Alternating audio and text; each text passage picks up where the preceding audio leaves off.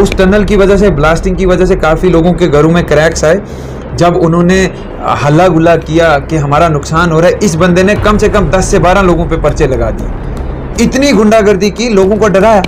और मुझे जैसे कल कोई कह रहा था कि ये हो सकता है कल को आप पे भी पर्चे लगे, मैंने कहा मुझ पे एक लगाएगा मैं 15 लगाऊंगा। फजिंग करके लोगों के सिग्नेचर्स लिए, उसके बाद उनकी ज़मीनें ऊपर से खरीदी, नीचे से सुरंगें निकाल रहा है बगैर सोचे समझे कि कल को यही एरिया एक छोटा सा भी अगर अर्थक्वेक आता। मलकियत ज़मीनें खरीद के गिरदावरियाँ आपने नाम करवाई।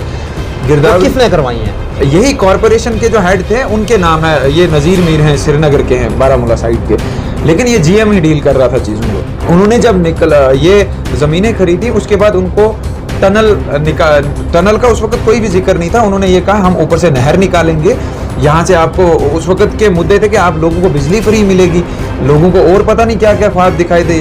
उन्होंने जब ये ज़मीनें खरीदी, उसके बाद उनको टनल का उस वक्त कोई भी जिक्र नहीं था। उन्होंने ये कहा हम ऊपर से नहर निकालेंगे, यहाँ से आपको, उस वक्त के मुद्दे थे कि आप लोगों को बिजली फ्री मिलेगी, लोगों को और पता नहीं क्या क्या ख्वाब दिखाई दे।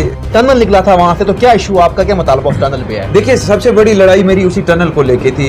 हमारे यहाँ जब ये प्रोजेक्ट का काम शुरू हुआ तो उन्होंने ज़मीनें खरीदी लोगों से। हमारे लोग फाइनेंशियली सारे लोग अच्छे भी नहीं है गाँव में, मतलब मैं ये कहूँगा कि हमारा गाँव बैकवर्ड है। मैं ये काफ़ी चीज़ों से बैकवर्ड है, क्योंकि बिल्कुल हाईवे के नज़दीक, मेन रोड के नज़दीक होने के बावजूद हमें आज तक रोड नहीं मिली है। तो मैंने ये कोशिश की जानने की कि ज़मीनें इस बंदे ने हमसे खरीदी। जो सरफेस पे हमारी लैंड्स थी, मेरी कोई नहीं, मुझसे नहीं खरीदी है, बाकी के लोगों से इसने मलकियत ज़मीनें खरीद के गिरदावरियाँ आपने नाम करवाई। गिरदावरी किसने करवाई हैं? यही कॉरपोरेशन के जो हेड थे उनके नाम है। ये नज़ीर मीर हैं, श्रीनगर के हैं, बारामूला साइड के, लेकिन ये जीएम ही डील कर रहा था चीज़ों को। उन्होंने जब ये ज़मीनें खरीदी, उसके बाद उनको टनल का उस वक्त कोई भी जिक्र नहीं था। उन्होंने ये कहा हम ऊपर से नहर निकालेंगे, यहाँ से आपको, उस वक्त के मुद्दे थे कि आप लोगों को बिजली फ्री मिलेगी, लोगों को और पता नहीं क्या क्या ख्वाब दिखाई थे कि आपके बच्चों को मुलाजिम रखेंगे, जो उस वक्त के बेचारे काफ़ी बच्चे थे जो अनएम्प्लॉयड थे। तो टनल निकालने का एक बड़ा ड्रामा है ये, आप थोड़ा देखें इसको कि 1959 में ना हमारे यहाँ फ्लड आया, काफ़ी आबादी डिस्प्लेस हो गई, तो हमें लंबेड़ी में अलॉटमेंट्स हुई हमारे पूरे गांव को ज़मीनों की।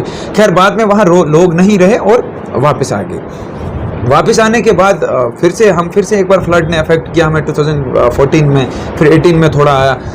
अब उस टनल वाली बात, इसको याद रखना, अब लंबेड़ी वाली बात को, नौशहरा लंबेड़ी में जो ज़मीनें मिली थी हमारे गांव के, मैं ये नाम भी एक्सपोज करूंगा, इन्हें भी मैंने पार्टी रखा हुआ है, जो शूट किया मैंने उसमें पार्टी रखा है। तो हमारे गांव के कुछ इन्फ्लुएंशियल लोग, पढ़े लिखे ओहदेदार और दूसरे लीडर्स, उन्होंने मिलकर क्या किया, लोगों को बोला आ जाओ आप सिग्नेचर्स करो सारे, हम लोग मिलकर आपको लंबेड़ी की ज़मीन फिर से वापस दिलाएंगे। देखिए कॉन्स्पिरेसी, देखो कैसे ड्यूप किया लोगों को, हम आपको लंबेड़ी की ज़मीन वापस दिलाएंगे। लोग बेचारे बेवकूफ़ हैं, लिटरेसी रेट भी आप देखेंगे हमारा बड़ा, हम उसमें भी पिछड़े हुए हैं। तो लोगों ने सिग्नेचर्स किए, इंक्लूडिंग हमारे पेरेंट्स भी हो सकते हैं, सारे लोग हो सकते हैं। सिग्नेचर्स करने के बाद लोग एक वाइट पेज पे सिग्नेचर्स करके आते हैं, चले आते हैं। असल में वो लंबेड़ी की ज़मीन का पेपर नहीं था, वो उस नज़ीर मीर साहब को और जीएम जो है, वो एक कंपनी वाले जो कॉरपोरेशन है, वो कंसेंट ले रहे थे। उन्होंने लोगों का कंसेंट इस तरीके से ड्यूप करके लिया और वहाँ से टनल निकाली। अब ज़मीनें उस बंदे ने हमसे ऊपर से ली और टनल नीचे से निकाल ली बगैर लोगों की मर्जी के। उस टनल की वजह से, ब्लास्टिंग की वजह से काफ़ी लोगों के घरों में क्रैक्स आए। जब उन्होंने हल्ला गुल्ला किया कि हमारा नुकसान हो रहा है, इस बंदे ने कम से कम 10 से 12 लोगों पे पर्चे लगा दिए। इतनी गुंडागर्दी की, लोगों को डराया। और मुझे जैसे कल कोई कह रहा था कि ये हो सकता है कल को आप पे भी पर्चे लगे, मैंने कहा मुझ पे एक लगाएगा मैं 15 लगाऊंगा। मैं अल्हम्दुलिल्लाह, हम कानून से बाहर बात ही नहीं कर रहे हैं, हम वही बात कर रहे हैं जो हमें कॉन्स्टिट्यूशनल राइट्स मिल रहे हैं, हम अपनी वही freedom of speech, freedom of expression का इस्तेमाल कर रहे हैं। तो इस बंदे ने वहाँ से टनल निकलवाई, मैंने मुद्दा रखा, मैंने कहा आपने टनल निकाल ली है, आप एक चीज़ करें कि अब ये जो लैंड है, जो इसकी गिरदावरियाँ आपकी, आप वो सरेंडर कर दीजिए, क्योंकि आपने लैंड ऊपर से ली थी, टनल नीचे से निकाल ली, अब इस लैंड का इस्तेमाल आप कहाँ करेंगे। तो उस इंसान के इंटेंशंस ये है कि बड़े बड़े प्रोजेक्ट आपने फेल होते देखे होंगे, वो सोच रहा है कि आज मैं 10-15 साल के बाद, जब मेरा यहाँ से फेलियर हो जाता है, मेरा प्रोजेक्ट फेल हो जाता है, मैं 10-15 साल के बाद फिर से बाहर से निकाल लूँगा।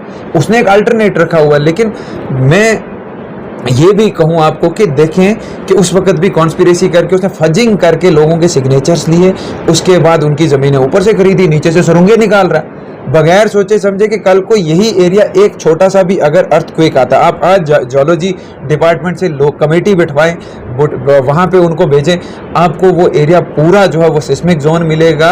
अगर माइनर सा अर्थक्वेक भी होगा ना, माइनर सा अर्थक्वेक, वहाँ की टोटल आबादी खत्म हो जाएगी। तो मेरा उस पर भी ये एतराज़ था और मुतालबा ये था कि आप लोगों को जो है चलो एटलीस्ट गिरदावरियाँ उनकी जो है वो सरेंडर कर दीजिए।